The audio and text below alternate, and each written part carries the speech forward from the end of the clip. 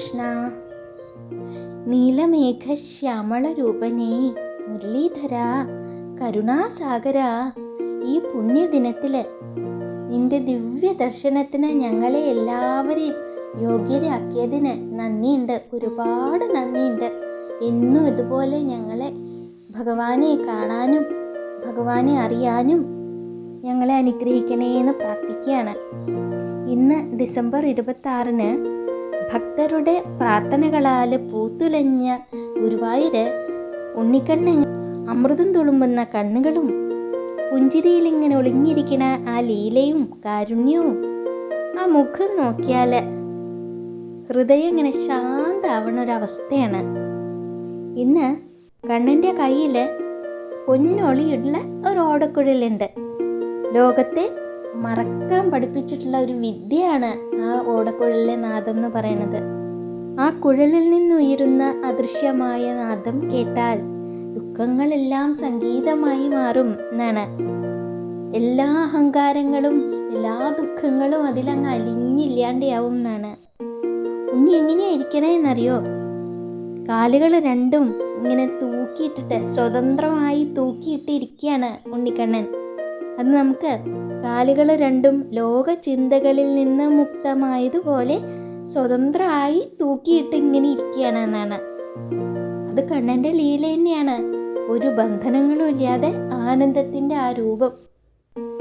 ജീവിതം ഭാരമാണെന്ന് തോന്നുമ്പോൾ നമുക്ക് പഠിക്കാം ഉണ്ണിക്കണ്ണനിൽ നിന്ന്. അപ്പോൾ നമുക്ക് ആശ്വാസം ഉണ്ടാവും, സമാധാനം ഉണ്ടാവും. വേറൊരു കാര്യം കൂടി ഉണ്ട് കേട്ടോ. നാളെ കണ്ണൻ്റെ കളപാട്ട് ആരംഭിക്കാൻ പോവാണ്. അതിൻ്റെ ചടങ്ങുകളും പഞ്ചഗവ്യം ഒക്കെ ആടി ഇങ്ങനെ പൂർത്തിയായതിൻ്റെ സന്തോഷത്തിലും കൂടി ഇരിക്കുകയാണ്. കാലുമൊക്കെ തൂക്കിയിട്ട് ഇങ്ങനെ ഇരിക്കുകയാണ് കണ്ണൻ. ഇപ്പോൾ ഊണൊക്കെ കഴിച്ചു കഴിഞ്ഞ് ഇങ്ങനെ കൊണ്ടിരുത്തൂലേ കുട്ടികളെ, അതേപോലെയാണ് ഇരിക്കണേ. സ്നേഹത്തോടെ കൊണ്ടിരുത്തിയ പോലെ രണ്ട് കാലും തൂക്കിയിട്ട് ഇങ്ങനെ പുഞ്ചിരിച്ചുകൊണ്ടിരിക്കുന്ന കണ്ണനാണ്. രണ്ട് തൃപ്പാദങ്ങളിലും പൊൻതളകളുണ്ട്, പട്ടുകോണം എടുത്തുണ്ട്, പിന്നെ കുമ്പ ഉണ്ടല്ലോ, കുഞ്ഞിക്കുമ്പോട് ഇങ്ങനെ ചേർന്നിട്ട് ഇങ്ങനെ കിങ്ങിണി കിടക്കുന്നുണ്ട്. പിന്നെ അതേപോലെ കഴുത്തിലാണെങ്കിൽ മുല്ലമൊട്ടുമാലയുണ്ട്. പിന്നെ അതിന് മുകളിലൊരു ഒരു ചെറിയ മാല കൂടിയുണ്ട്. ആ രണ്ട് മാലയുടെ ഇടയ്ക്കായിട്ട് സ്വർണ്ണഗോപി കൊടുത്തിട്ടിട്ടുണ്ട്. പിന്നെ കൈകളാണെങ്കിൽ ഒരു കയ്യിൽ ഓടക്കുഴൽ പിടിച്ചിരിക്കുകയാണ്, ഇടത് കൈയാണെങ്കിലോ അരയിലിങ്ങനെ കുത്തിയിട്ട് ഇങ്ങനെ ഇരിക്കുകയാണ്. രണ്ട് കാലും തൂക്കിയിട്ട് ഒരു കൈ ഇങ്ങനെ ഓടക്കുഴൽ പിടിച്ച് മറ്റേ കൈ അരയിലൊക്കെ ഇങ്ങനെ കുത്തിയിട്ട് ഇങ്ങനെ ഇരിക്കുകയാണ് ഉണ്ണിക്കണ്ണൻ.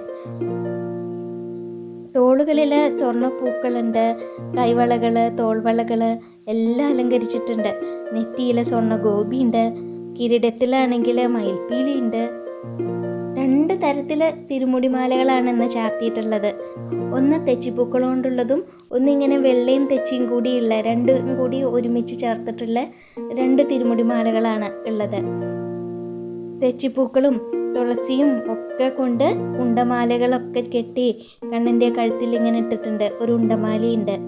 ശ്രീലകത്തിന് കണ്ണൻ്റെ ബാക്കിൽ ഇങ്ങനെ അലങ്കരിച്ചിട്ടുണ്ട്. ഉണ്ടമാലകൾ വെച്ചിട്ട് തന്നെ നന്നായിട്ട് അലങ്കരിച്ചെണ്ണു. നിറച്ച് പൂക്കളാണ് അലങ്കരിച്ചിരിക്കുന്നത്. പൂക്കളിങ്ങനെ ഒന്നൊന്നായി ഭക്തിയുടെ മണം ഇങ്ങനെ ഒഴുക്കുകയാണ്. ഭഗവാന്റെ അടുത്തേക്ക് വരണ ഓരോരുത്തരെയും അനുഗ്രഹിക്കാനായിട്ട് ഇരിക്കുകയാണ് ഉണ്ണി. അത്രയും സന്തോഷത്തിൽ ഉച്ചയൂണമൊക്കെ കഴിച്ചിട്ട് ഇങ്ങനെ സന്തോഷമായിട്ട് ഇരിക്കുകയാണ്. മന്ദഹാസം തൂകി ഇങ്ങനെ ഇരിക്കുകയാണ്. എല്ലാ ഭക്തൻ്റെയും മനസ്സ് നിറച്ചുകൊണ്ടിരിക്കുകയാണ്. അപ്പോൾ അറിയാതെ നമ്മൾ വിളിച്ചു പോവും, നാരായണ നാരായണ എന്ന് വിളിച്ചു പോവും. അങ്ങനെ വിളിച്ചുകൊണ്ട് കണ്ണാ എൻ്റെ ഗുരുവായൂരപ്പ എന്ന് വിളിച്ചുകൊണ്ട് നമുക്ക് ആ തൃപ്പാദങ്ങളിൽ നമസ്കരിക്കാം. നമ്മുടെ ജീവിതത്തിലെ ശാന്തി, അത് കൊണ്ടുവരുന്ന ശാന്തി എന്ന് പറയുന്നത് അത് അത്രയും വലുത് തന്നെയാണ്. സ്വർണത്തിൻ്റെയോ പുഷ്പങ്ങളുടെയോ അലങ്കാരത്തിൻ്റെ അല്ല, അതൊരു സമർപ്പണത്തിൻ്റെ അലങ്കാരം എന്നാണ് നമുക്ക് പറയാൻ പറ്റുന്നത്. ഇന്ന് കണ്ണനെ ദർശിച്ചവർ നാളെയിലേക്ക് പ്രകാശം കൊണ്ടുവരും. ദുഃഖങ്ങൾ ഭഗവാന്റെ ഓടക്കുഴൽ നാദത്തിൽ ഇങ്ങനെ അകന്നു പോവും. ജീവിതം ലീലാസുന്ദരമായിട്ട് മാറും. എല്ലാവരെയും ഗുരുവായൂരപ്പൻ അറിഞ്ഞനുഗ്രഹിക്കട്ടെ. കൃഷ്ണ ഗുരുവായൂരപ്പ.